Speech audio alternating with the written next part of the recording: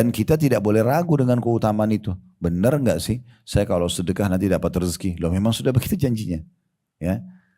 Dan tidak boleh orang bilang enggak, saya beramal ini saya enggak mau berharap balasannya. Enggak bisa. Kalau dari Allah kita harus berharap balasannya.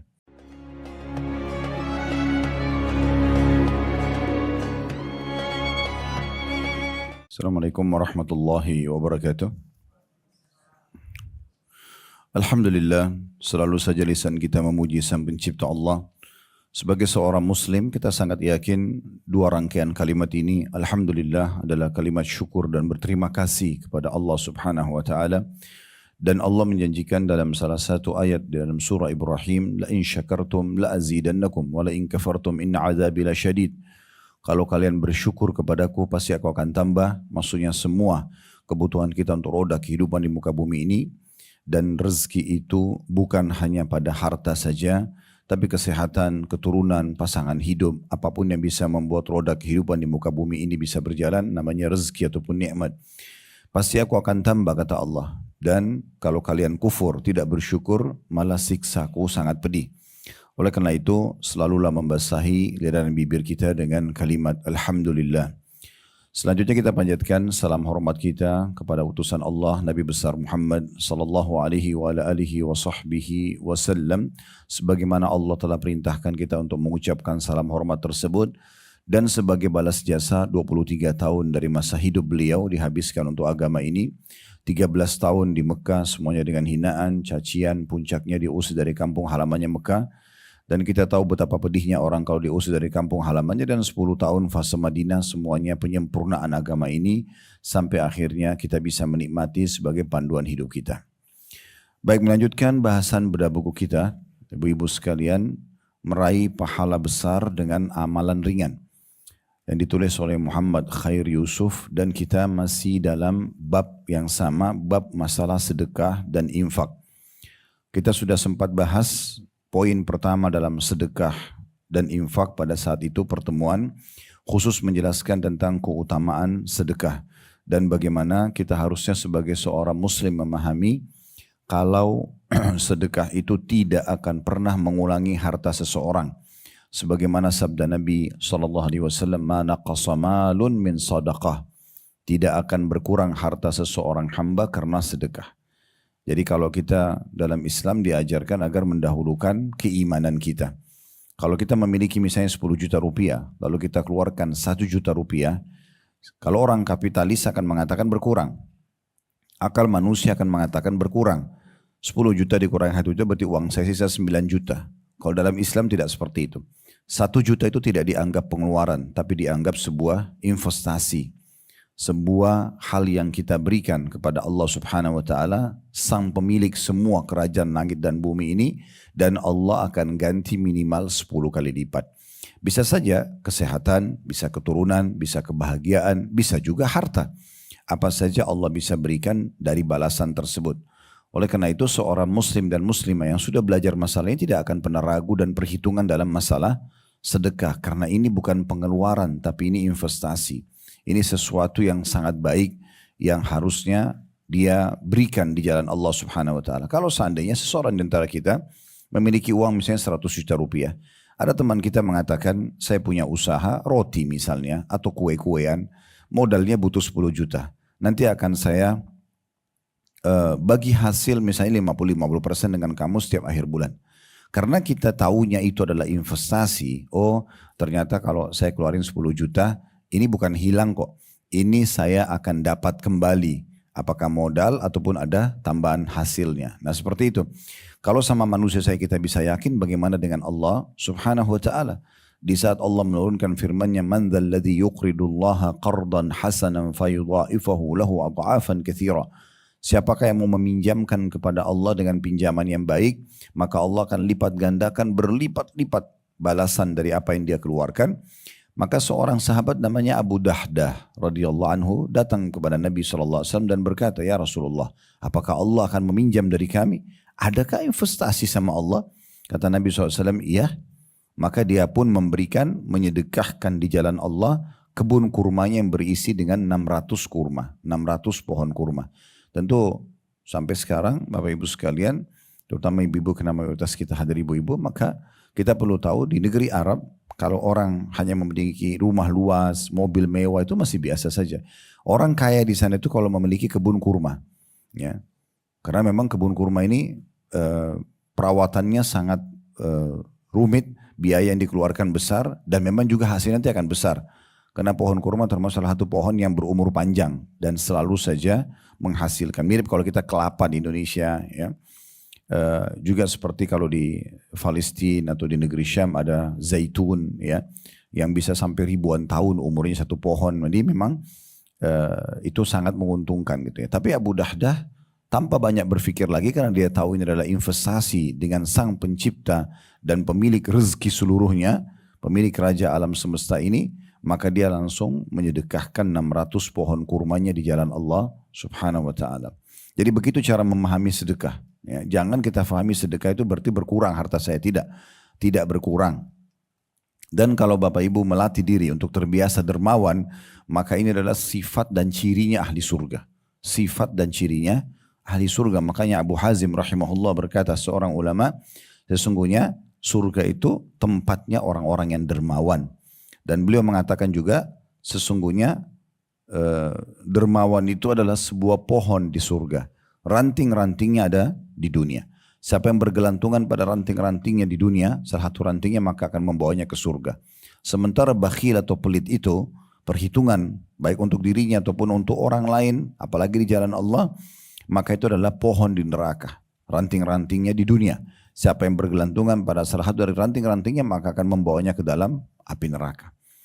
Banyak sekali permasalahan tidak selesai Bapak Ibu sekalian, tapi bisa selesai dengan sedekah. Abdullah bin Abbas radhiyallahu anhu, sahabat Nabi yang mulia, mengatakan, kalau aku melihat doaku masih belum diijabah atau permasalahanku belum selesai, maka aku sengaja keluar mencari kantong-kantong sedekah yang aku bersedekah padanya. Jadi memang ini luar biasa. Sampai juga salah satu ulama salaf mengatakan, saya tidak pernah menemukan. Ini kalau tidak salah Abu Ja'ad radhiyallahu anhu rahimahullah mengatakan, saya tidak menemukan ada satu amalan yang bisa menyelamatkan dari 70 pintu musibah seperti sedekah. Jadi banyak sekali hal-hal yang dilahirkan dari sedekah itu. Sifat kedermawanan, pahala yang besar akan digantikan berlipat ganda dan segala macam hal. Nah, ini yang kita bahas. Kemudian pertemuan kedua juga kita sudah sempat bahas poin pertama waktu itu ya. Berhubungan dengan masalah pentingnya seseorang itu bersedekah dengan harta-harta terbaiknya. Kita sudah sempat membacakan dan saya selalu ingatkan agar Bapak Ibu kembali membaca, mengulang-ulangi membaca itu surah Al-Baqarah surah nomor 2 ayat 261 sampai 274. Belasan ayat berbicara tentang motivasi sedekah dalam Islam dan penuh dengan janji-janji Allah serta juga bagaimana caranya supaya sedekah kita bisa diterima dengan keikhlasan, dengan tidak menyakiti perasaan penerima, ya, dengan juga tidak menyebut-nyebutnya. Sudah kita bahas itu ya. Kemudian kita sudah bahas di poin kedua, dan ini pertemuan kita yang ketiga pada saat itu seingat saya, tentang masalah nafkah untuk keluarga. Istri dan anak itu adalah pahala yang paling besar dalam mengeluarkan sedekah. Ya. Dan insya Allah sekarang kita akan masuk ke poin ketiga, catang yang ketiga ya, tapi ini pertemuan keempat kita kalau seingat saya dalam bab sedekah, yaitu tentang masalah bersedekah dengan hewan ternak. Ya. Baik, mohon maaf, saya bacakan dulu hadisnya, saya bacakan isi yang ditulis oleh penulis, kemudian nanti baru kita seperti biasa masuk panjang lebar memberikan syarah atau penjelasan apa hukumnya memelihara hewan dalam Islam, dalil-dalil tentang masalah kita bisa dapat pahala dari hewan, ya. Disebutkan di situ di halaman 57 dari Abu Kabsyah As-Saluli, ia berkata radhiyallahu anhu, ini sebenarnya tabi'in Abu Kabsyah rahimahullah, aku mendengarkan Abdullah bin Amr bin As radhiyallahu anhuma berkata Rasulullah sallallahu alaihi wasallam bersabda, arba'una khaslah a'lahunna manihatul anzi ma min 'amilin ya'malu bi khaslatin minha raja'a thawabiha wa tasdiqa maw'udiha illa adkhalahu Allahu bihal jannah. Ada 40 perbuatan Maksudnya yang paling cepat mendatangkan pahala, meluaskan rezeki, dan yang paling tinggi dari 40 amal-amal itu adalah memberikan pinjaman domba perah. Tidaklah seseorang melakukan salah satu perbuatan itu dengan berharap pahala dan membenarkan janjinya, maksudnya janji yang dijanjikan di dalam pahala perbuatan itu, melainkan Allah Subhanahu wa taala akan memasukkannya ke dalam surga. Situ ada poin nomor atau footnote nomor 70 diriwayatkan oleh Bukhari dalam kitab Al-Hibah. Hassan berkata, kami menghitung pahala selain memberikan domba perah itu berupa menjawab salam, melakukan tashmid untuk seseorang yang sedang bersin. Tahu tashmid ya? Jadi kalau orang bersin biasanya kita dianjurkan mengucapkan Alhamdulillah. Nah yang mendengar itu dia diharuskan mentashmid, mengatakan yarhamkallah. Kalau laki-laki yarhamkillah, kalau perempuan itu namanya tashmid. Mendoakan supaya orang yang bersyukur pada saat bersin bilang Alhamdulillah supaya Allah rahmati dia. Itu namanya tashmid. Tentu nanti orang yang didoakan yang sedang bersin tadi menjawab lagi yahdikumullah wa yuslih balakum. Semoga Allah berikan kalian petunjuk atau hidayah dan memperbaiki keadaan kalian. Nah ini namanya tashmid. Jadi Hassan berkata, ada di situ footnote nomor 71, siapa Hassan itu? Hassan bin Atiyah, hadis dari Abu Kabsha As-Saluli. Ya, ini disebutkan tentang diambil dari mana riwayat ini. Hassan berkata, kami menghitung pahala selain memberikan domba perah. Kan tadi Nabi bilang ada 40 ya, amalan kalau dikerjakan ya, itu akan cepat sekali membawa orang masuk ke dalam surga dan mendapatkan pahala besar. Kata beliau, kami menghitung pahala selain memberikan domba perah itu berupa menjawab salam, ya, mengucapkan salam dan menjawab salam. Assalamualaikum warahmatullahi wabarakatuh. Semoga keselamatan dunia akhirat selalu bersama kalian. Semoga rahmat Allah, rezeki Allah melimpah, dan semoga juga kalian mendapatkan keberkahan atau kecukupan. Lalu orang yang mendengar juga menjawab Waalaikumsalam warahmatullahi wabarakatuh. Dan usahakan lengkap ya. Jangan jawab, jangan cuma Assalamualaikum atau jangan juga Waalaikumsalam. Sayang sekali karena Assalamualaikum 10 pahala, warahmatullah 10 pahala, wabarakatuh juga 10 pahala. Jadi terlalu banyak pahala yang hilang hanya karena kita memangkas salam itu ya. Itu termasuk amalan dari 40 amalan yang disebutkan dalam hadis. Begitu juga tashmid tadi, mendoakan orang yang mengucapkan Alhamdulillah saat bersin dan menyingkirkan duri atau semacamnya dari jalanan. Jadi kalau kita lihat ada duri, ada kayu, ada batu bisa berbahaya bagi orang. Sunnah Nabi SAW adalah kita mengangkat ini tanda-tanda keimanan. Itu salah satu amalan-amalan ringan yang bisa dikerjakan dan pahalanya besar. Sampai kata Nabi SAW, aku diperlihatkan salah satu orang dari umatku. Dia menikmati istana-istanahnya di surga hanya karena pernah memindahkan sesuatu yang berbahaya dari jalan yang bisa membahayakan orang lain. Tapi kata Hassan, kami tidak sanggup mencapai 15 perbuatan. Maksudnya 40 yang disebutkan dalam hadis itu tidak dirincikan oleh Nabi alaihi salatu wassalam.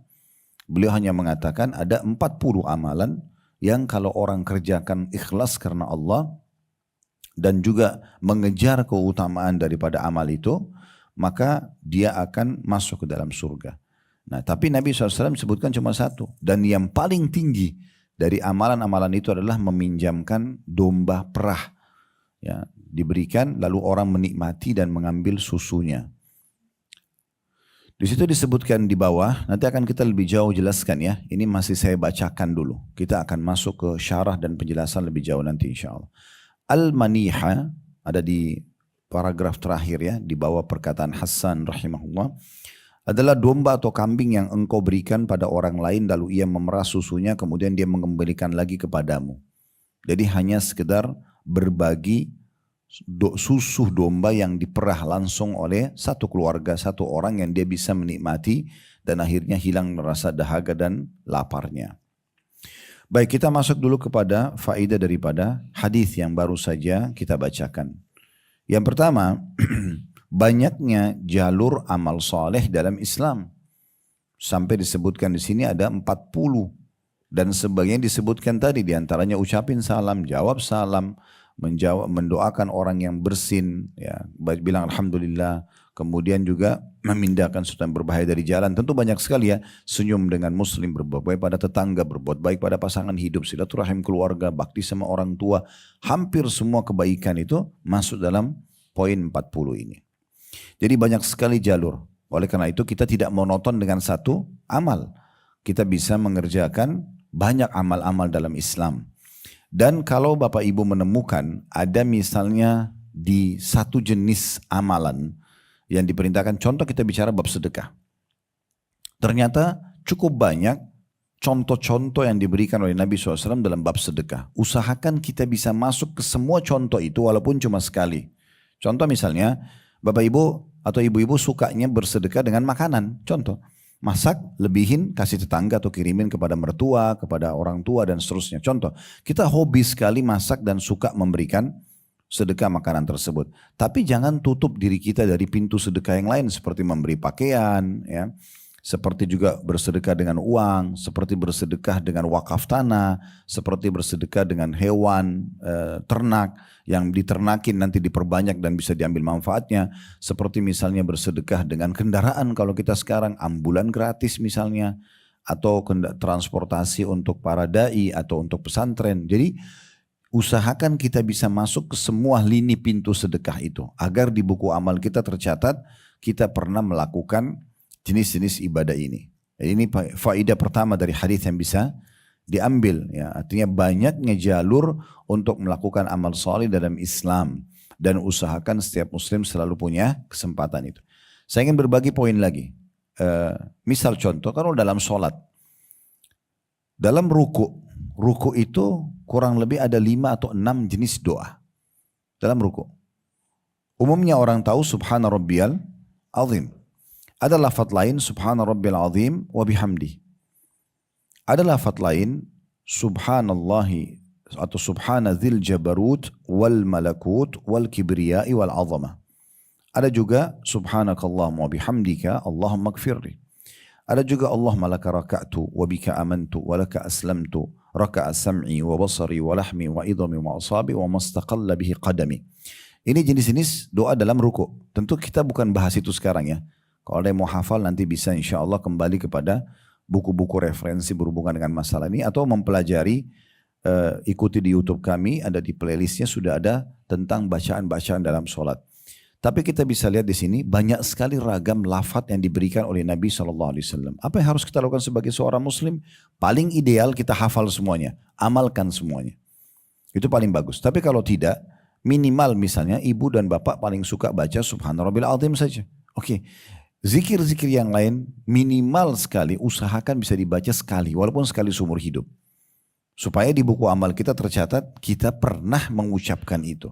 Nah ini yang dimaksudkan dengan memaksimalkan pahala dengan ragam daripada amal-amal soleh tersebut. Kemudian pelajaran yang kedua yang bisa diambil dari hadis yang kita pelajari yaitu tentang masalah pentingnya seseorang bersedekah dengan hewan. Tapi hewan di sini adalah hewan yang dasarnya boleh dimakan. Boleh dimakan. Terutama hewan ternak. Hewan ternak yang bisa kita yang ditunjuk dalam syariat ya. Itu untuk dijadikan sebagai hewan ternak peliharaan atau hewan yang dijadikan sebagai kurban di Idul Adha atau hewan yang dipakai untuk akikah. Itu adalah hewan-hewan unta, sapi dan kambing. Masuk dalam sapi ini kerbau, masuk dalam kambing ini domba, kan gitu. Nah, 3 jenis hewan ini secara khusus memang adalah hewan-hewan pilihan yang Allah Subhanahu wa taala memang ciptakan untuk kebutuhan kita sebagai manusia. Dan ada hewan-hewan lain yang boleh dimakan. Semua hewan yang ada di air misalnya, kata Nabi SAW, laut itu atau sungai, airnya suci, bangkainya halal. Ikan kita temukan walaupun sudah mati boleh dimakan, cumi, udang, semua halal. Jadi ada banyak sekali hewan di air yang boleh kita makan. Beda dengan darat. Kalau darat itu, kalau dia masih hidup, domba misalnya atau rusa misalnya atau kelinci, kita harus sembelih dulu. Ya, kemudian baru boleh dimakan dengan baca bismillah. Tapi kalau dia dibangkai, Kayak misalnya diserang oleh hewan lain. Misal domba ditanduk sama temannya mati. Nggak boleh kita makan bangkai. Tapi kalau hewan air boleh walaupun bangkai. Tapi hewan air ya, bukan hewan darat yang nyebrang di lautan, di sungai misalnya kuda Nil, zebra atau rusa lagi nyebrang terus dia tenggelam. Itu nggak boleh jadi bangkai. Dasarnya dia harus hewan air. Contoh, kemudian juga banyak hewan-hewan lain yang dihalalkan dari jenis burung-burungan misalnya selama tidak menyerang dengan cengkramannya seperti elang ya. Tapi kalau burung merpati, burung-burung lain itu ada yang dibolehkan dalam Islam. Jadi cukup banyak jenis-jenis hewan yang dihalalkan tetapi memang syariat menunjuk 3 jenis hewan ini untuk beberapa aktivitas ibadah kita. Nah, salah satunya adalah hewan ini boleh Bapak Ibu nyumbang. Misalnya beli 2 ekor domba, jantan dan betina, sumbangkan ke satu pesantren. Ini nanti pesantren itu kebetulan punya peternakan. Ini sebagai amal buat saya sama keluarga saya aja. Nanti kita niatkan begitu saja, Allah SWT akan mudahkan memberikan keberkahan. Nanti mungkin akan beranak pianak jadi banyak keturunannya terus saja. Nah ini selalu selama itu ada jadi amal jariah buat kita. Gitu kan? Juga kita tahu di 3 jenis hewan ini ada zakatnya. Dari jenis hewan itu juga Bu, ya. Jadi kalau kita pelihara domba 40 ekor ke atas dalam 1 tahun kita keluarin 1 ekor domba. Dari jenis hewan itu ya. Kemudian sapi juga begitu, kalau 30 ekor dalam 1 tahun ya, kita keluarkan juga 1 ekor. Ya. Domba juga dikeluarin sebenarnya. Kalau sudah di atas daripada 30 ekor biasanya nanti baru ada jumlah tertentu. Ini ada dalam bab zakat hewan ternak ya. Itu nanti baru bisa dikeluarin dari jenis sapi juga. Begitu juga dengan unta. Kalau 5 ekor, kalau sapi, kambing tadi kan 40 ekor dalam 1 tahun. Kalau sapi 30 ekor, kalau unta 5 ekor dalam 1 tahun. Maka akan dikeluarkan zakat dari hewan itu sendiri. Nah beda dengan hewan-hewan yang lain. Kayak misalnya Bapak Ibu punya kuda. Kuda nggak ada zakat dari kudanya. Ya. Dia apalagi kalau kita tunggangin aja, misalnya kita pakailah kuda itu ya, mungkin Bapak Ibu punya villa, terus di villa itu dibeli 1 ekor kuda dipakai kalau datang untuk anak-anak misalnya pakai, itu nggak ada zakatnya. Beda kalau domba, sapi sama unta, ini kalau dipelihara maka akan ada zakat dari jenis hewan itu sendiri. Kalau kuda, yang lainnya ikan, apa saja yang kita pelihara dan kita transaksikan jual beli, nah nanti yang masuk dalam zakat pendapatannya. Masuk dalam zakat pendapatannya. Jadi bukan dari jenis hewan itu sendiri. Nah di sini salah satunya kita bisa bersedekah dengan jenis-jenis hewan ini. Di masa Nabi SAW para sahabat biasa bersedekah dengan unta, sedekah dengan domba. Ya, kayak tadi diserahkan kepada satu keluarga yang miskin, kemudian mereka hidup dari situ. Ya. Kemudian pelajaran selanjutnya, pelajaran yang bisa diambil dari hadis ini. Pelajaran ketiga mungkin ya, itu adalah pentingnya seseorang agar mendapatkan pahala maksimal dari ibadah yang sedang dia kerjakan. Ada 2 syarat di situ. Ya, dikatakan raja'a thawabiha wa tasdiqa maw'idiha. Artinya mengharapkan pahalanya, ya, berharap pahalanya dan membenarkan janji Allah di ibadah itu. Nah, yang kita perlu garis bawahi Bapak Ibu sekalian, tidak ada satupun ibadah dalam Islam yang tidak dijanjikan balasan. Tidak ada, semuanya pasti ada balasannya. Oleh karena itu untuk memotivasi kita agar kita rajin beribadah, apa saja yang Bapak Ibu ingin kerjakan, saran saya jangan kerjakan ibadah itu kecuali sudah mencari tahu tentang janji Allah di ibadah itu. Contoh misal kita mau sholat malam. Jangan sholat malam sebelum baca keutamaan sholat malam. Supaya kita selalu termotivasi, oh ternyata saya kalau sholat malam atau sholat tahajud dapat ini ya. Nah, gitu. Dan kita bisa istiqomah. Kita bisa menjaga yang konsisten nanti. Karena kita mengetahui keutamaannya. Dan keutamaan ini berlaku selamanya, abadi. Hari ini tadi malam kita sholat tahajud dapat keutamaan. Nanti malam kita tahajud lagi dapat lagi keutamaan yang sama. Berulang-ulang terus. Sholat duha, sedekah, baca Quran, zikir, jenguk orang sakit, segala macam. Semua pasti ada keutamaannya. Dan kita tidak boleh ragu dengan keutamaan itu. Benar enggak sih? Saya kalau sedekah nanti dapat rezeki. Loh memang sudah begitu janjinya. Ya. Dan tidak boleh orang bilang enggak, saya beramal ini saya enggak mau berharap balasannya. Enggak bisa. Kalau dari Allah kita harus berharap balasannya. Kita harus berharap balasannya, ya, karena memang kita dijanjikan itu. Kalau kita kerja di satu perusahaan, kita begitu yakin akan terima gaji di akhir bulan. Kenapa? Karena pemilik perusahaan tersebut orang yang bonafit misalnya, atau orang yang memang betul-betul dia profesional. Dia akan memberikan kepada kita gaji kita segala macam. Kita akan kerja situ dan semangat. Itu kalau manusia, bisa saja dia berkhianat. Bagaimana dengan sang pencipta Allah subhanahu wa ta'ala? Harus kita ikuti dengan keyakinan. Sebagaimana juga sebaliknya, jangan pernah ragu dengan hukuman yang akan datang kepada para pelanggar. Itu enggak ada keraguan. Jangan Bapak Ibu bilang, itu tetangga saya orang banyak melakukan pelanggaran tapi belum dihukum kok. Begitu-begitu saja keadaannya. Enggak, akan datang hukuman. Ya. Dan kita tidak boleh ragu dengan masalah itu. Nah ini kurang lebih pelajaran-pelajaran yang bisa diambil dari hadis kita. Kita akan panjang lebar masuk sekarang ke syarah dan penjelasan tentang masalah hewan-hewan dalam Islam ya. Kedepannya insya Allah kita akan masuk ke cetang yang keempat ya. Dalam bab sedekah ini tentang masalah bersedekah kepada para janda, para orang-orang miskin dan para mujahid di jalan Allah. Nanti kita akan bahas itu di pertemuan akan datang secara khusus. Baik, sekarang kita masuk seperti biasa ke syarah atau penjelasan lebih jauh lagi tentang masalah hewan-hewan ini. Baik, bermula dari Islam, Bapak Ibu sekalian, menganjurkan dan menekankan kita agar selalu berkasih sayang sama manusia, ya, dan juga kepada makhluk-makhluk yang lain. Semua yang Bapak Ibu niatkan melakukan kebaikan pada siapapun ciptaan Allah Subhanahu wa taala, termasuk yang kita anggap benda mati pun, misalnya rumah seperti ini, tembok segala macam, biasa. Tapi kalau Bapak Ibu niat, ini rezeki dari Allah, saya harus rawat misalnya, itu sendiri ada pahalanya. Ya.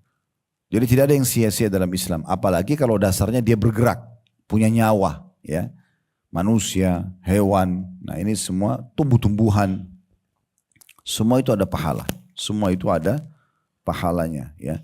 Dan siapapun yang sengaja mengganggu, merusak, itu ada dosanya. Sebaliknya begitu. Misal contoh pohon nih, kalau kita rawat pohon itu, kita berikan air, segala macam, atau minimal kita tidak mengganggunya pada saat dia tumbuh, maka itu berpahala. Ya. Kata Nabi SAW, tidak ada orang yang menanam pohon, kemudian mengambil manfaat dari pohon itu, manusia, jin, hewan-hewan, serangga, burung, segala macam, mengambil dari daunnya, buahnya, bernaung di bawah pohon itu, kecuali akan jadi pahala buat dia. Contoh, nah kalau ada orang iseng, berdiri di bawah sebuah pohon, sengaja dicabutin daunnya, tidak ada urusannya, dia tidak butuh dengan daun itu bisa dosa. Sama manusia kalau dijewer kupingnya, untuk apa dicabut daunnya? Untuk apa ditebang? Kan gitu. Makanya penghijauan itu bagus, itu bagian daripada anjuran agama kita. Kita nggak boleh mengganggu. Ya. Begitu juga dengan hewan-hewan sama. Ya. Kita harus menyayangi hewan-hewan tersebut. Ya. Kita harus pelihara sebenarnya. Tapi kita boleh memberikan makan hewan, kita boleh, kalaupun ada yang mau dipelihara, asal bukan hewan yang dilarang ya. Nanti akan kita jelaskan beberapa jenis hewan nggak boleh dipelihara emang. Tapi ada hewan-hewan yang boleh dipelihara. Nah, perhatian kita kepada hewan-hewan ini maka akan mendatangkan pahala secara khusus. Gitu. Dalam sebuah hadis Nabi SAW riwayat Abu Dawud, kita sudah masuk ke syarah dan penjelasan ya, tentang bagaimana Islam menganjurkan kita berkasih sayang dengan selain manusia pun, atau sama semua makhluk. Ya. Dan secara khusus kita bahas masalah hewan ini. Kata Nabi SAW, ittaqullah fi hadhil bahaimil, ya, mu'jamati farkabuha salihatan waqluha salihah. Bertakwalah kalian kepada Allah, maksudnya takutlah kalian kepada Allah pada binatang-binatang ternak yang tidak bisa berbicara ini. Tunggangi, boleh dipakai punggungnya untuk ditunggangi dengan cara baik-baik, dan makan pula dengan cara baik-baik. Berikan dia makan dari makanan yang baik. Kamu juga kalau mau makan dagingnya, mau ngambil susunya dengan cara baik-baik. Ini perintah Nabi alaihi salatu wassalam di dalam hadis yang diriwayatkan oleh Abu Daud dengan sanad hasan. Dan Imam Nawawi rahimahullah menghususkan dalam kitab Riyadhus Shalihin beliau bab khusus berkasih sayang dengan hewan-hewan. Bab khusus beliau jadikan itu, dan diantaranya hadis ini yang diangkat. Saya ulangi, kata Nabi SAW, bertakwalah kalian kepada Allah, takutlah kalian kepada Allah pada binatang-binatang ternak yang tidak bisa bicara. Jangan karena itu peliharaan kita main pukul, kita main tendang, tidak dikasih makan dan segala macam, itu nggak boleh. Bertakwa kepada Allah. Maka kalau mau ditunggangi, tunggangi dengan cara yang baik. Jangan dipukul, jangan dikerasi, ya. Dan juga kalau mau berikan makan, berikan makan yang baik-baik. Dan kalau kalian juga mau makan dia, maksudnya mau disembelih, mau diapa, dengan cara yang baik-baik. Ini Imam Nawawi mengangkat dalil pertama ini dalam kitab Riyadhus Shalihin beliau tentang bab berbuat baik dengan hewan-hewan. Kemudian beliau mengangkat juga dalil yang lain, ya, kisah tentang Abdullah bin Ja'far radhiyallahu anhu, ini sahabat Nabi, cukup panjang riwayat, saya langsung terjemahkan. Dia mengatakan pada suatu hari Rasulullah SAW pernah memboncengku di belakang beliau. Ya, jadi satu ekor keledai berdua, gitu ya. Lalu beliau bercerita kepadaku tentang suatu rahasia, ya. Dan tidak aku akan ceritakan pada orang lain karena Nabi SAW suruh rahasiakan, maka beliau tidak akan cerita. Kemudian Rasulullah SAW adalah orang, katanya kata Abdullah bin Ja'far, adalah orang yang paling suka kalau buang air di suatu tempat yang terlindungi. Nah, perlu kita garis bawahi, di masa dulu belum ada WC, di rumah. Jadi orang kalau ada hajat keluar dari rumahnya. Nah, Nabi SAW kalau buang hajatnya itu paling suka berada di tempat yang terlindungi sekali, terutama pohon-pohon yang sangat lebat dari pohon-pohon kurma. Ini Abdullah bin Ja'far sampaikan itu. Tapi ini bukan saksi bahasan kita ya, dia akan sampaikan poin lain. Dia mengatakan satu waktu Nabi SAW masuk ke dalam sebuah perkebunan orang Ansar, dan pada saat itu ada seekor unta yang melihat Nabi SAW lalu merintih unta itu dan terlihat ada air matanya. Ini unta, ya. Maka Nabi SAW kemudian datang dan mengusap punuknya atau pundaknya unta itu, dan akhirnya unta itu tenang. Lalu kata Nabi SAW, siapa pemilik unta ini? Datanglah seorang anak muda dari Ansar mengatakan, saya Rasulullah. Kata Nabi SAW, apakah engkau tidak bertakwa kepada Allah terhadap binatang ini yang telah Allah jadikan sebagai milikmu? Unta ini tadi mengadu kepadaku bahwasanya engkau telah membiarkannya lapar dan membuatnya letih. Hadits ini diriwayatkan oleh Muslim, Abu Daud dan juga Imam Ahmad. Mungkin Bapak Ibu tanya, loh memangnya unta bisa ngobrol sama Nabi? Iya, salah satu mukjizat Nabi Muhammad SAW beliau bisa memahami bahasa hewan itu. Ya, dan ini pernah terjadi juga satu waktu dalam riwayat Bukhari, beliau lagi mau khutbah Jumat. Biasanya dulu Nabi sebelum ada mimbar itu beliau suka bersandar. Itu masalah mukjizat di pohon. Kita riwayat yang lain, Nabi SAW pernah datang dari safar, kemudian beliau melewati satu suku orang Madinah namanya suku Najjar.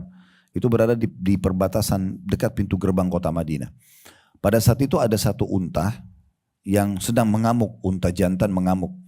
Nah, unta ini biasanya kalau ngamuk agak sulit untuk bisa ditangkap dan dia suka menggigit, ya. Kadang-kadang juga menendang. Maka ada sahabat, kalau salah waktu itu Jabir radhiyallahu anhu mengatakan, ya Rasulullah, hati-hati di depan Anda ada unta yang sedang mengamuk. Maka Nabi SAW melihat ke arah unta itu, kemudian mengatakan kepada dia, ta'al, kesinilah. Unta itu yang tadinya ngamuk tiba-tiba jadi tenang waktu lihat Nabi, kemudian dia menurunkan lehernya, itu mukanya sampai ke dekat tanah, dan dia menyeret wajahnya ke arah Nabi SAW.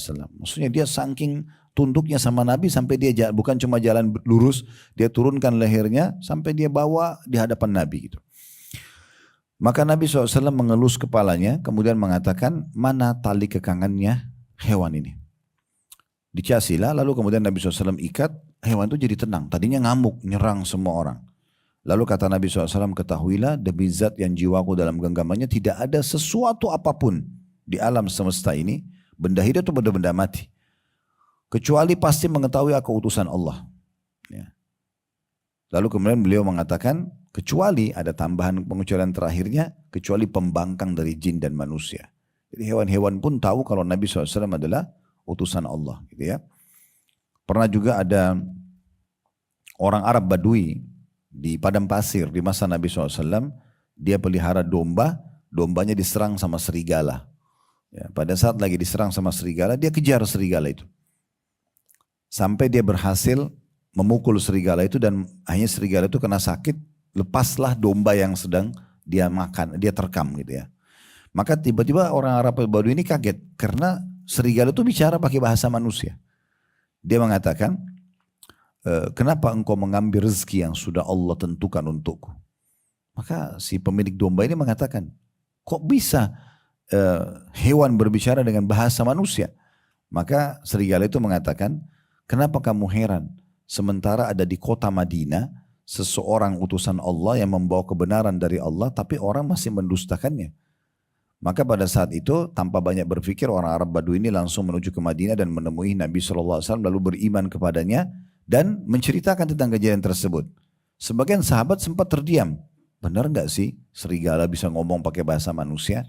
Maka kata Nabi SAW, ketahuilah aku, Abu Bakar sama Umar percaya dengan itu. Jadi memang ada terjadi dalam beberapa riwayat ada hewan. Tapi ini bukan berarti semua hewan bisa ngomong sama kita ya. Saya bilang ini mukjizat kepada Nabi Muhammad SAW. Jangan nanti ibu-ibu bicara sama kucingnya di rumah, lalu anggap ini bisa ngomong sama dia misalnya. Enggak, bukan begitu.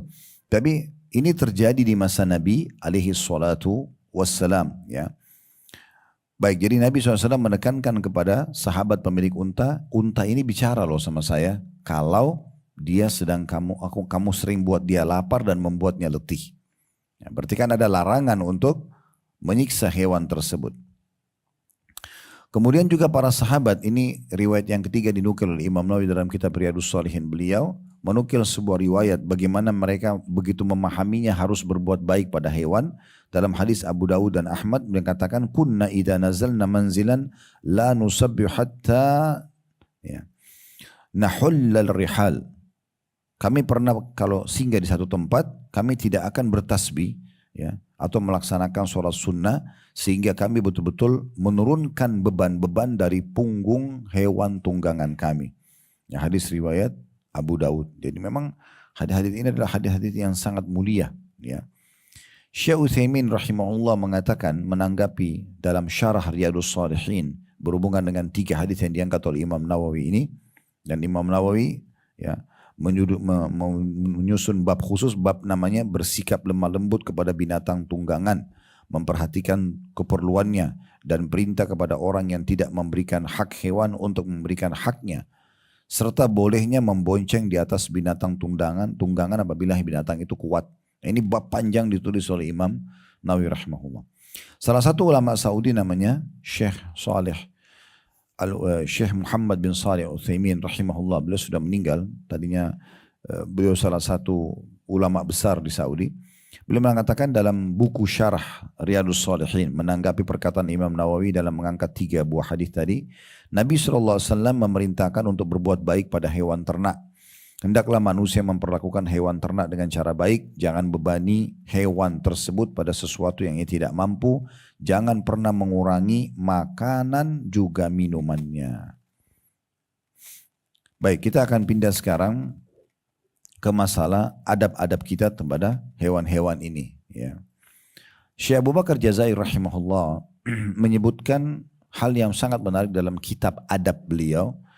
Karena kita kan dalam Islam itu ada bab akidah, ada bab adab, ada bab akhlak, ada bab fikih muamalah dan fikih ibadah. Ya.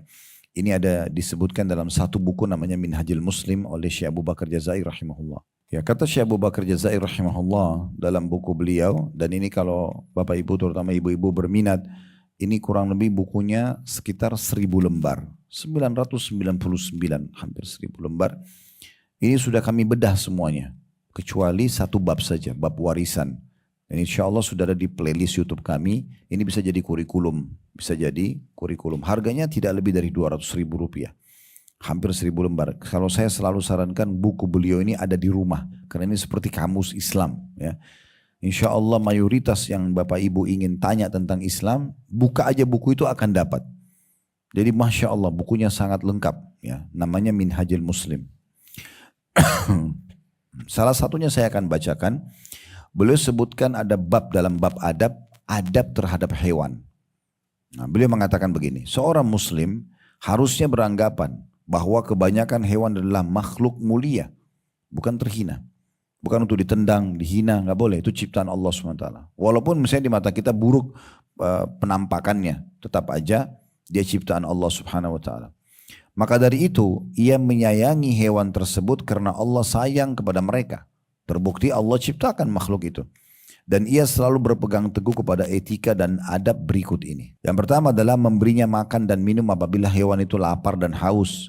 Sebab Rasulullah SAW bersabda dalam sebuah hadis yang sahih diriwayatkan Bukhari, fi kulli kabidin ratabatin ajr. Di setiap denyut atau yang mempunyai hati yang basah, ya, itu terdapat pahala dalam berbuat baik kepadanya.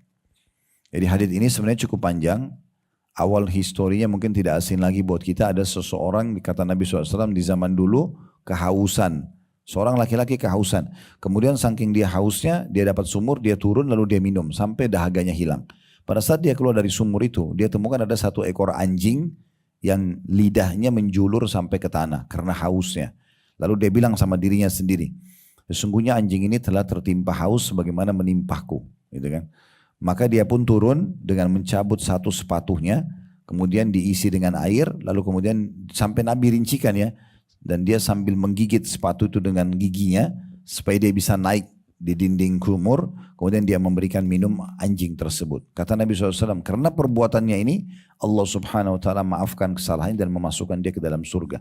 Padahal memberikan minum anjing, anjing hewan yang haram untuk dimakan, juga tidak boleh dipelihara. Ya. Jadi larangan ada, kata Nabi SAW, siapa yang memelihara anjing di rumahnya maka tidak akan atau akan berkurang setiap hari 2 gunung pahalanya. Dan juga dalam hadis Nabi SAW pernah mau masuk ke rumahnya lalu Nabi tunda. Setelah itu cukup lama baru boleh masuk. Kata Aisyah radhiyallahu anha, ya Rasulullah, kenapa anda tadi nggak masuk ke dalam rumah? Kata Nabi SAW, tadi bersamaku Jibril dan di depan rumah kita ada anjing. Jibril tidak mau masuk sampai anjing itu pergi. Ya. Jadi memang dalam beberapa, ada juga buku, seingat saya, subhanallah saya lupa judulnya, tapi kalau tidak salah 30 atau 33 rumah yang tidak dimasuki oleh malaikat. Ada judul buku begitu ya, kurang lebih. Saya lupa nama penulisnya, saya tiba-tiba teringat tadi ini. Itu salah satunya adalah rumah yang ada anjingnya disebutkan di situ. Tidak akan dimasuki oleh malaikat. Di antaranya juga rumah yang ada patung ya dan segala macam. Nah ini, tapi subhanallah dalam hadis Bukhari yang baru saja kita bahas, memberikan minum karena anjing itu haus, tetap ada pahalanya. Ya, tetap ada pahalanya. Tentu di sini bukan berarti dalil ini membolehkan kita pelihara anjing, tidak boleh ya. Makanya tadi langsung saya hubungkan dengan ada larangan memelihara anjing tersebut. Tapi kalau kita lagi lewat di sebuah tempat, kita lihat ada hewan di jalan, kelihatan dia haus atau dia lapar, lalu kita memberikan makanan dari kendaraan kita, maka itu akan ada pahalanya. Juga Syekh Abu Bakar Jazair mengangkat hadis Bukhari Muslim, man la yarham la yurham, siapa yang tidak ya berbelas kasih maka juga tidak akan dibelas kasihi. Ini berlaku pada manusia, berlaku pada hewan ya. Kalau manusia berlaku pada orang yang terdekat dengan kita, suami istri, orang tua sama anak, anak sama orang tua, ini hukumnya wajib berbelas kasih, lembut, ramah, santun, loyal, royal, semua ini masuk dalam masalah hadis ini. Begitu juga dengan orang-orang terdekat kita, siapapun manusia, kenal atau tidak kenal, kita dianjurkan berbuat baik. Muslim ataupun kafir, tetap kita berbuat baik. Yang dilarang bagi kita kepada orang kafir itu hanya mendukung ibadahnya saja, ritual mereka. Tapi bertetangga boleh, partner bisnis boleh, kerabat kita non muslim, misalnya orang tua kita, tetap kita silaturahim dengan mereka, bakti sama mereka. Kerabat-kerabat kita, saudara, paman, tante yang non muslim, tetap kita silaturahim dengan mereka, bantu kalau mereka susah, jenguk kalau mereka sakit, semua boleh dikerjakan. Yang tidak boleh hanya mendukung ritualnya. Kalau sudah kita diminta untuk antar ke gereja misalnya, kita tidak ikut-ikutan. Karena dalam ibadah, la a'budu ma ta'budun. Saya tidak akan sembah apa yang kalian sembah. Saya tidak akan ikut-ikuti ritual kalian. Wala antum a'abiduna ma'bud. Kalian juga tidak usah ikut-ikutan ritual kami. Lakum dinukum waliyadin. Kalian punya agama, kami punya agama. Itu kalau konsep dasar ibadah. Tapi selain daripada ini silahkan. Berteman, bertetangga, boleh saja. Sama orang non-muslim, silaturahim keluarga, partner bisnis, tidak ada larangan. Gitu kan? Ini masuk dalam hadis Nabi SAW tadi. Man la yarham la yurham. Siapa yang tidak berbelas kasih tidak akan dikasih. Dan berapa banyak orang yang masuk Islam justru karena melihat kebaikan akhlaknya orang muslim. Berapa kali ada orang yang datang ke kantor kami, masuk Islam syahadat, itu karena teman-temannya dia. Saya tanya, kenapa mau masuk Islam? Oh, karena saya berada di komunitas orang-orang muslim, teman-teman saya semua. Kok mereka baik banget gitu. Mereka suka saling traktir makanan, mereka saling membantu, mereka saling motivasi. Kalau misalnya butuh motivasi, mereka juga saling mendukung, menghilangkan kesedihan kalau lagi ada musibah. Nah, gitu-gitulah ya. Kemudian juga sabda Nabi SAW diangkat oleh Syekh Abu Bakar di poin pertama. Kita harus berkasih sayang dengan hewan. Ya, itu adalah sabda Nabi SAW. Irhamu man fil ardi yarhamkum man fis sama. Kasihanilah siapa saja yang ada di bumi. Maka yang di langit niscaya Allah akan mengasihi kalian.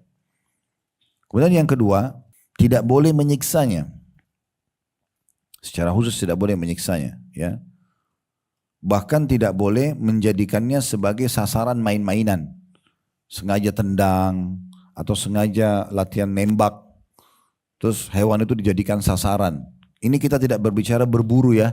Kalau berburu hewan liar di hutan gak apa-apa. Tapi kalau sengaja Bapak Ibu ambil ayam, taruh di satu tempat jadikan sasaran. Nah, itu tidak boleh. Ya beda kalau dia di alam liar. Memang kita berburu itu beda, hukum berburu dalam Islam boleh. Tapi yang tidak boleh ini niatnya menyiksa di sini. Sengaja disiksa, ya, nggak boleh. Termasuk hewan yang boleh dibunuh pun tidak boleh disiksa. Contoh misalnya kan yang boleh dibunuh tikus misalnya. Jadi kalau tikus sudah ketangkap, ya udah, misalnya mau dibunuh, diketuk kepalanya mati misalnya. Nggak boleh dibakar, nggak boleh sengaja disiksa-siksa, ditusuk-tusuk misalnya, nggak boleh. Walaupun itu dasarnya hewan yang boleh dibunuh, ya. Makanya Nabi SAW mengatakan dalam hadis riwayat Bukhari Muslim, la'ana man ittakhadha syai'an fihi ruhu garada. Allah mengutuk, kata Nabi SAW, orang yang menjadikan sesuatu yang bernyawa sebagai sasaran dia. Maksudnya dia jadikan sasaran main-mainnya gitu ya. Dibiarin hewan itu lari lalu sengaja ditembak. Bukan berburu dia sebenarnya, dia ingin menyiksanya gitu. Kemudian juga pernah satu kali Nabi SAW melihat ada satu burung. Burung ini berputar-putar di hadapan Nabi. Kelihatan burung ini seperti nyari anak-anaknya. Nabi SAW lihat itu. Dan memang Nabi tahu ada sahabat yang mengambil anaknya burung itu. Dalam hadis Abu Daud. Maka Nabi SAW bersabda kepada para sahabat. Man faja'a hadhihi biwaladiha ruddu waladaha ilaiha. Siapa gerangan yang telah menyakiti perasaan burung ini? Jadi Nabi bicara tentang burung. Ya. Karena anaknya masih kecil diambil, lalu ibunya burung itu keliling-keliling nyari, Nabi tahu. Nabi sudah terima wahyu, ini burung lagi nyari anaknya. Maka dia mengatakan, siapa gerangan yang telah menyakiti perasaan burung ini karena anaknya? Kembalikan segera anaknya yang sudah diambil. Ya, seperti itu penyampaian Nabi SAW. Tentu ini yang dimaksud kalau hanya untuk main-main saja. Baik Ustaz, kalau sapi atau kambing, domba, kami ingin membeli anaknya karena masih kecil. Lalu kami mau sembelih makan. Boleh, gak apa-apa. Karena kita niatnya makan, beda. Ini tadi yang dilarang apa? Iseng aja nih. Sengaja sembunyiin anaknya burung itu. Atau diambil dipisahin dari induknya. Tidak ada sesuatu yang harus seperti itu. Ya, contohnya. Yang ketiga, bila menyembelihnya ataupun harus membunuhnya, tetap harus dengan cara yang baik. Ini hadis riwayat Muslim. Ini yang ketiga. Kata Nabi SAW, Inna Allah katabal ihsana ala kulli syai'. Allah memerintahkan kalian berbuat baik dalam setiap kegiatan kalian. Setiap aktivitas kalian. Ihsan, berbuat baik. Dengan suami, dengan istri, dengan anak, dengan orang tua, dengan siapa saja. Dengan lingkungan kita pun. Bahkan dengan pakaian kita sendiri, dengan kasur kita sendiri, dengan sofa kita. Tidak boleh sengaja, karena misalnya contoh orang merasa dia banyak duit, dia sengaja rusak sofanya tanpa sebab. Dalam Islam tidak boleh. Itu tabzir namanya. Mubazir. Kenapa harus dirusak? Dia punya kendaraan, sudahlah saya punya duit banyak, gak apa-apa tabrakan, nanti gampang saya beli baru. Gak boleh. Walaupun kita punya kemampuan. Tidak boleh merusak. Apa alasannya? Kenapa tidak dinikmatin saja, kenapa harus dirusak? Contoh itu ya. Dan seterusnya, ini semua tidak boleh. Makanya kata Nabi SAW, Allah memerintahkan kalian untuk mewajibkan kalian berbuat baik atas segala sesuatunya. Apa saja. Jadi kalau bapak ibu terutama ibu-ibu di rumah ya, merawat sesuatu rumah, merawat benda di rumah itu bagian daripada agama. Kalau diniatkan kena perintah agama bisa berpahala. Ya. Kemudian kata Nabi SAW, فَإِذَا قَتَلْتُمْ فَإِذَا قَتَلْتُمْ فَأَحْسِنُوا الْقِتْلَ. Kalau kalian harus membunuh, bunuh dengan cara yang santun. Ini membingungkan juga, gimana caranya membunuh dengan cara yang santun. Dirincikan dalam hadisnya. Misalnya di medan perang. Sekarang kita ketemu musuh nih. Kalau kita harus membunuh misalnya, karena musuh pasti tembak-tembakan, ya, pasti saling menyerang, maka nggak masalah, kita boleh membunuhnya. Tapi kata Nabi SAW, kalau kan harus membunuh dengan cara yang baik. Jadi kalau kita tembak ya tembak saja, sudah kena mati selesai, nggak ada mutilasi dalam Islam, nggak boleh bakar musuh, gitu kan? Makanya para sahabat menukil mengatakan kami kalau sedang berperang bersama Nabi SAW dan ada musuh-musuh yang terbunuh, kami dilarang untuk muthla. Muthla itu memutilasi. Sengaja potong hidungnya, potong kupingnya, nggak boleh. Sudah dibunuh, selesai. Lalu kata Nabi SAW, wa idza dzabhtum fa ahsinu dzibha. Dan kalau kalian harus menyembelih, sembelihlah dengan cara yang baik, santun. Bagaimana caranya? Wal yuhidda ahadukum syafratahu wal yurih dzabihatahu. Kalian harus tajamkan pisau kalian, ya. Kalian harus tajamkan pisau kalian dan tenangkan hewan kurban kalian. Subhanallah, kami karena cukup lama bergerak di restoran dan jual kambing ya. Karena selama ini persepsi orang, kambing itu pasti bau, pasti begini dan begitu. Saya waktu masuk ke alam ini, saya ingin tahu ada masalah apa sebenarnya. Ternyata semua informasi tentang masalah itu kolesterol itu darah tinggi nggak ada semua data ilmiahnya kecuali jeroan mungkin semua hewan, tapi kalau dagingnya nggak, malah daging hewan domba itu bagus gitu. Lalu apa masalahnya sebenarnya? Ternyata salah satu sebabnya Bapak Ibu sekalian yang membuat dagingnya keras, dagingnya bau itu cara sembelihannya ya tidak sesuai dengan syar'i. Seperti misalnya sengaja hewannya diperlihatkan pisau pada saat mau disembelih ya, maka hewan itu stres lihat pisau ya. Makanya pernah di zaman Nabi SAW ada sahabat dia mau sembelih domba, ditidurin domba itu, lalu dia injak dengan satu kaki perutnya, lalu dia asap pisau sambil domba itu lihat.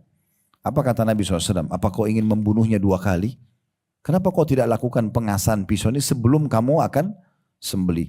Di masa Umar bin Khattab juga pernah beliau melihat ada domba lagi diseret oleh orang yang mau nyembelih, sampai domba itu teriak-teriak, akhirnya Umar mengatakan, apa kau ingin membunuhnya 2 kali? Kenapa enggak digiring baik-baik? Kemudian ditidurkan tanpa dia sadari kalau dia akan disembelih. Ternyata itu berpengaruh sekali dengan kualitas dagingnya. Makanya pisau yang tajam, kemudian tidak memperlihatkan prosesi penyembelihan teman-temannya. Saya lihat di sini banyak sekali pelanggaran sunnah Nabi SAW kalau lagi Idul Adha.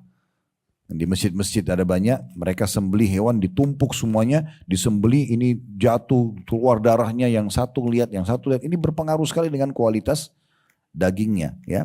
Jadi alangkah baiknya kalau dibuat memang ada spanduk mungkin ditutup atau kain, kalau sudah disembelih maka yang satu tuh dibawa dulu ke tempat sana untuk dikulitin, ini dibersihkan darahnya, baru kemudian yang satu lagi dibaringin untuk disembelih. Jadi tidak terganggu dia dengan itu. Saya pernah lihat tuh tempat sembelihan ditumpuk semuanya, bahkan yang sudah disembelih aja 2-3 ekor belum dipindahin, datang yang baru masih hidup langsung ditidurin. Ini semua berpengaruh pada kualitas dagingnya. Jadi Nabi SAW sudah mengingatkan itu, tenangkan hewan sembelihan kalian.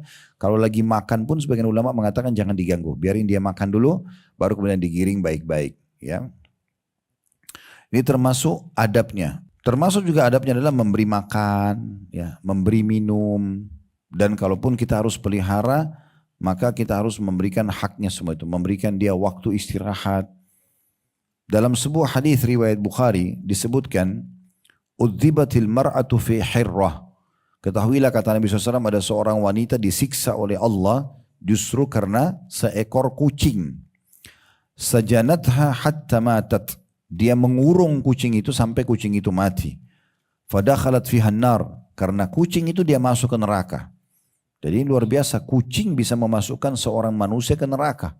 Kenapa? Karena di saat sedang dipelihara oleh orang ini, dia kurung di satu kamar. Kata Nabi SAW, la hiya at'amatha, Si ibu ini, perempuan ini tidak memberikan makan kucing pada saat dikurung, wala saqatha, tidak dikasih minum. Idh hiya habasatha, pada saat dia sedang mengurungnya. Wala hiya tarakatha ta'kulu min khashashil ard.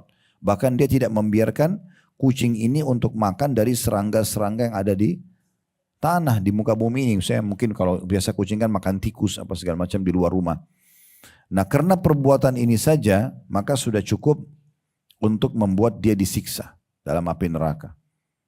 Nah, salah satu hewan yang tidak boleh dimakan, yang boleh dipelihara kucing ya.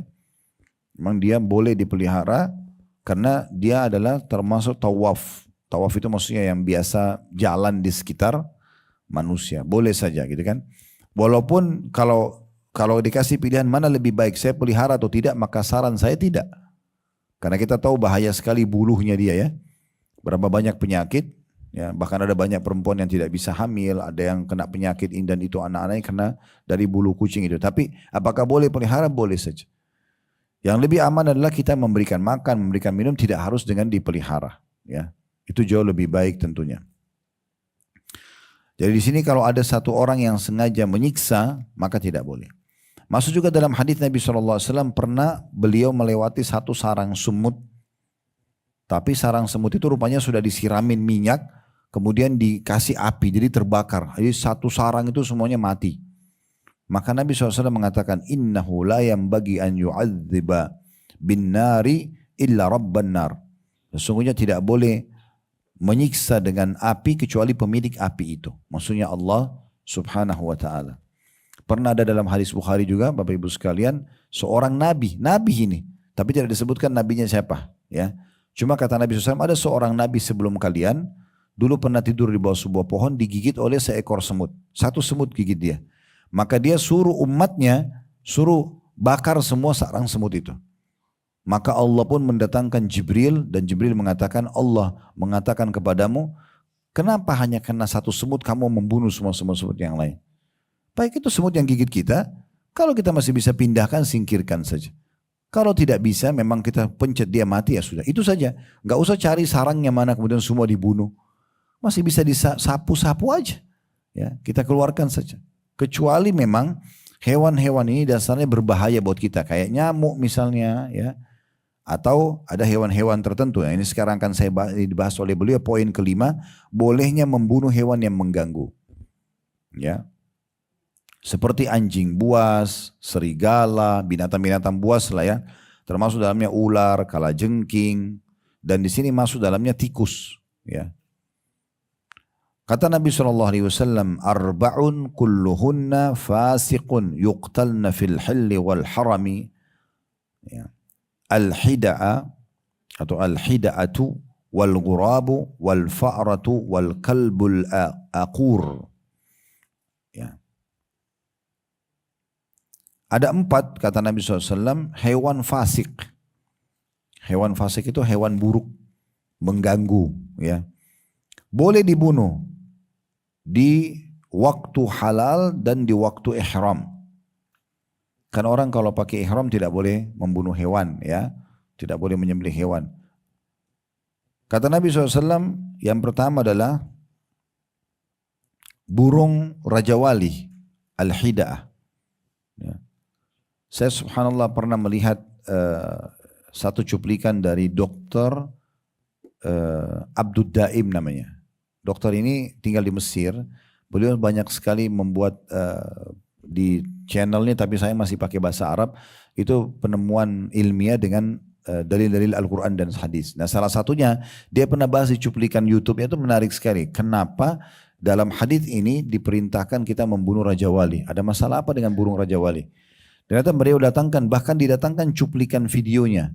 Di Australia itu seringkali di musim-musim panas tertentu itu seringkali banyak kebakaran hutan. Dan mereka hanya penasaran mencari tahu apa sebabnya kebakaran hutan ini. Kalaupun satu orang bakar hutan, kok bisa apinya nyebar begitu cepat ke sana sini? Salah satu tim pernah terjun dari pemerintahan Australia mengadakan penelitian, ini beliau datangkan fakta ilmiahnya. Itu ternyata ditemukan cukup banyak burung Raja Wali yang ada di situ. Dan burung Raja Wali ini memang mereka rupanya kalau lihat satu api, ada api walaupun kecil, Mereka sengaja coba mencengkram dan melemparnya ke tempat-tempat yang dia anggap di situ ada mangsanya. Di hutan itu kayak tikus, kayak kelinci. Memang dia sengaja mengambil api itu dan melemparnya sehingga cepat sekali menyebar. Ya, salah satu yang sering dilakukan. Jadi kebakaran yang cukup besar terjadi disebabkan karena burung-burung Raja Wali ini. Ini disebutkan oleh Dr. Abdul Daim. Dan di sini salah satu hikmahnya saja. Kalau orang tanya kenapa ya gitu. Sama juga kalau ada yang tanya, Ustaz, kenapa Allah ciptakan misalnya babi ya. Kan tidak boleh dimakan, bahkan boleh dibunuh gitu kan. Atau tadi ini Raja Wali di sini juga disebutkan ada burung gagak, ada tikus, ada anjing buas gitu kan. Lalu kenapa Allah ciptakan? Ya seperti dalam bentuk ujian buat kita. Kalau ada yang tanya kenapa Allah ciptakan babi tapi Allah haramkan? Ya seperti bentuk ujian. Ya, ujian itu artinya Allah mau tahu kita patuh atau tidak, gitu kan? Ini babi ya, bahasa Indonesianya babi, bahasa Arabnya khinzir, bahasa Inggrisnya ini, bahasa Jepangnya ini. Wow, semua ini loh, ini fotonya, ini videonya, ini suaranya. Jangan dimakan ya, ini ujian dari saya. Tapi Allah karena memberikan tubuh kita ini butuh dengan protein hewani, maka kita dikasih yang lain. Ada sapi, ada kambing, ada unta, ada kelinci, ada kuda, ada semua hewan air halal. Ini sebagai ujian saja, kan gitu. Maka itu sebabnya didatangkan. Dan kalau Allah tidak ciptakan babi tapi Allah haramkan, nanti hari kiamat orang akan bilang, ya Allah engkau haramkan babi, saya tidak tahu mukanya bagaimana babi. Saya tidak tahu seperti apa wujudnya, maka Allah ciptakan sebagai bentuk ujian. Nah sama juga di sini Allah menguji kita. Yang kedua adalah burung gagak yang putih bagian punggungnya. Itu disebutkan dalam hadis begitu. Dan juga perutnya. Biasanya kan burung gagak hitam ya. Nah tapi kalau ada burung gagak yang ada bulu putihnya itu dianjurkan. Saya tidak tahu apa hikmahnya ini. Kemudian yang ketiga adalah tikus. Tikus kita sudah tahu dan Nabi SAW menyebutkan sebagai binatang yang fasik, suka merusak. Ya. Semua digigitin sama dia, kabel-kabel, pintu, segala macam merusak. Ya. Maka ini boleh dibunuh. Tapi ingat ya, tadi sudah kita sebutkan di poin sebelumnya, membunuh harus dengan cara yang baik. Boleh pakai lem, boleh pakai jeratan, habis itu sudah dibunuh, dipukul setelah mati. Tidak boleh disiksa. Tidak boleh sengaja siramin bensin minyak tanah, terus dibakar. Tidak boleh. Saya pernah lihat itu soalnya ya. Nah dia mungkin jengkel sama tikus itu banyak rusak pintu di rumahnya maka disiksa, tidak boleh. Tapi ini salah masuk hewan yang boleh dibunuh, ya tikus. Kemudian juga anjing buas, ya. Kalau anjing umumnya tidak mengganggu nggak usah diganggu. Tapi kalau sudah bisa menyerang orang sana sini itu termasuk hewan yang boleh dibunuh. Nah karena ada hadis ini, sebagian ulama ini tambahan informasi saja mengatakan kalau ada orang mimpi salah satu dari 4 jenis hewan ini, ditambah lagi dengan ada hadis yang lain menyebutkan tentang anjuran membunuh kalajengking. Bahkan kata Nabi SAW, bunuhlah binatang buruk ini, kalajengking maksudnya dalam keadaan sholat atau di luar sholat. Kalau kita lagi sholat ada kalajengking lewat, kita nggak usah batalin sholatnya. Boleh kita menyerang dia, karena dia pasti akan menyakiti. Kalau kalajengking itu boleh dibunuh dalam keadaan sholat atau di luar sholat. Dalam riwayat lain juga anjuran untuk membunuh cecak, gitu kan. Sampai Aisyah punya cambuk khusus untuk membunuh cecak karena sekali membunuh kalau 1 kali pukulan mati itu bisa dapat 100 pahala. Kenapa ya? Itu hikmah dari Allah Subhanahu Wa Taala. Allah memang ingin seperti itu hukumnya, kita tinggal patuh gitu ya. Nah kalau ada yang mimpi salah satu dari jenis-jenis hewan ini, di saat misalnya dia minta petunjuk, ada orang istikharah untuk kerjasama sama seseorang atau mau nikah sama orang, lalu dia mimpi tikus, dia mimpi ular, ini semua berarti tidak baik orang yang akan dia kerjasama itu. Karena ini binatang fasik. Nah saya pernah dengar di Indonesia katanya kalau mimpi ular mau menikah, ini tidak benar. Ya nggak ada hubungannya sama sekali. Justru ular itu binatang yang buruk, binatang fasik. Jadi kalau kita mimpi dia berarti ada sesuatu yang aneh di sini. Ya. Dan bagaimana kalau nenek-nenek 90 tahun mimpi digigit ular? Masa mau nikah? Kan gitu. Itu contohnya.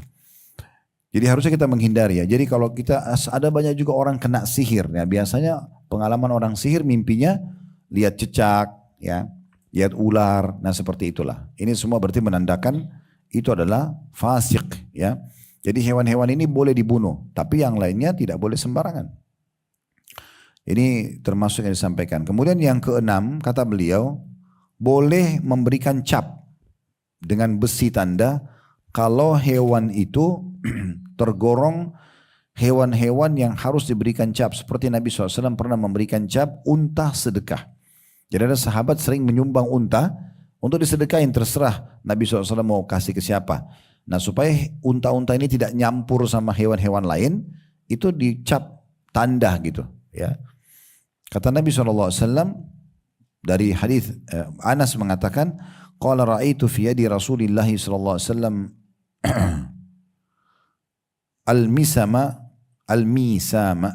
al-misama wa huwa yasimu ibal as-sadaqah. Aku melihat di tangan Nabi SAW ada alat cap. Jadi kayak besi itu ya. Ketika itu beliau sedang memberi tanda unta-unta sedekah. Lalu kata Syekh Abu Bakar mengatakan, sedangkan hewan selain yang tergolong na'am, unta, kambing atau sapi, yang kira-kira misalnya ada orang punya peternakan domba atau kambing atau sapi atau unta, dia khawatir nanti dombanya pindah atau tertukar dengan domba tetangganya. Seperti di Australia kan berdekat-dekatan tuh peternakan mereka. Nah ini boleh mereka kasih cap.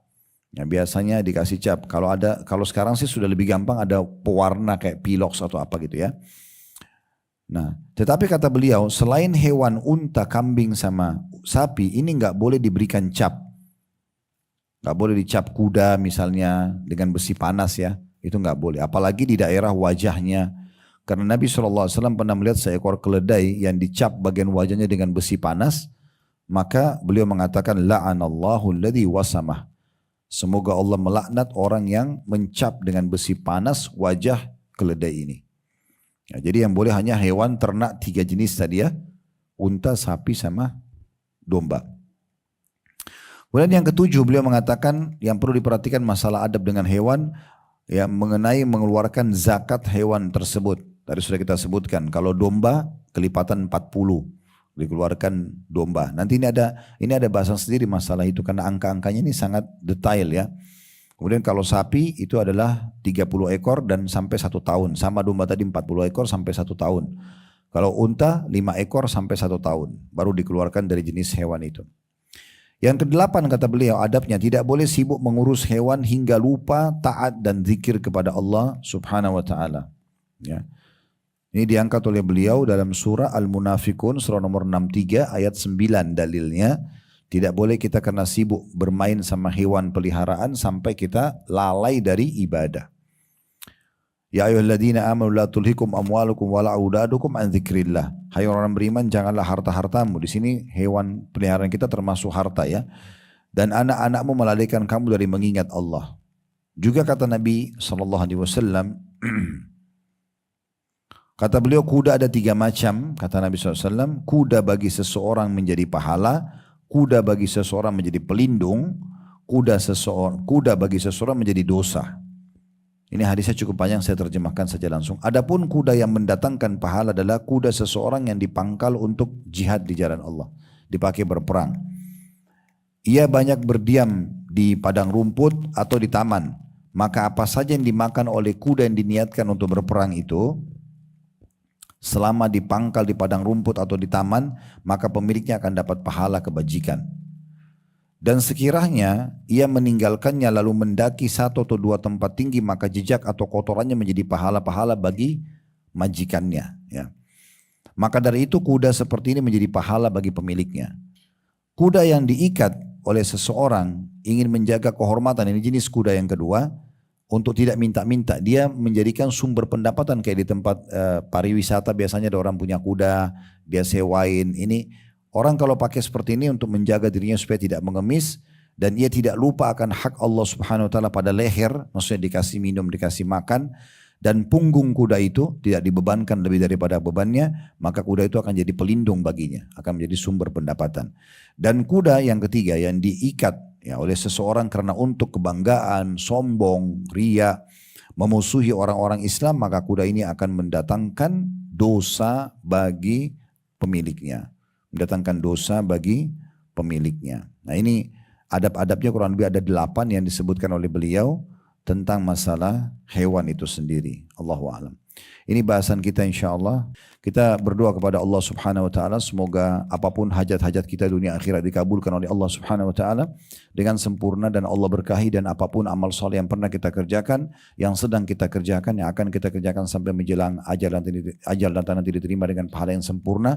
Dan semoga saja semua dosa-dosa yang pernah kita kerjakan, kedua orang tua bahkan muslimin dan muslimat, mukminin dan mukminat yang hidup yang juga sudah meninggal dimaafkan oleh Allah Subhanahu Wa Taala.